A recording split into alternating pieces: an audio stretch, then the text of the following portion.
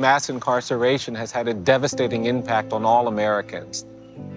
But it's been particularly devastating to the poor and people of color. Black men are 6 times more likely to go to prison for committing the same offenses that white people commit. And so to confront that, we've got to do something about these basic inequalities in American society. Inequality is logo, a graphic black equal sign with an orange slash through it. Hashtag inequality is. Brian Stevenson, founder, Equal Justice Initiative. A black man with very short hair wearing a royal blue shirt and sweater. Inequality is racism. Inequality is exploitation of the poor. Inequality is abuse of power. Late one night, when I was a young lawyer in Atlanta, Georgia, I got in my car and I drove home.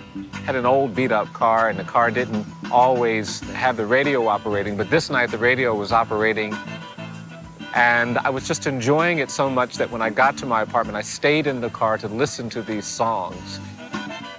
And after 10 or 15 minutes, an Atlanta SWAT car showed up. I got out to see what he wanted, and in that instant, this officer drew his weapon, and he said, "Move, and I'll blow your head off." I was 28, been practicing law for about a year, and I knew to say to that police officer, "It's all right, it's okay." But if the same thing had happened to me when I was 16, I probably would have run. And it burdens me that we have kids in this country that have to know how to navigate those situations, who have to deal with the presumption of dangerousness and guilt in ways where their lives are at risk. When you tolerate racial inequality for generations, these inequalities become part of the culture and the political system. We need a generation of people in this country who are dedicated to fighting inequality.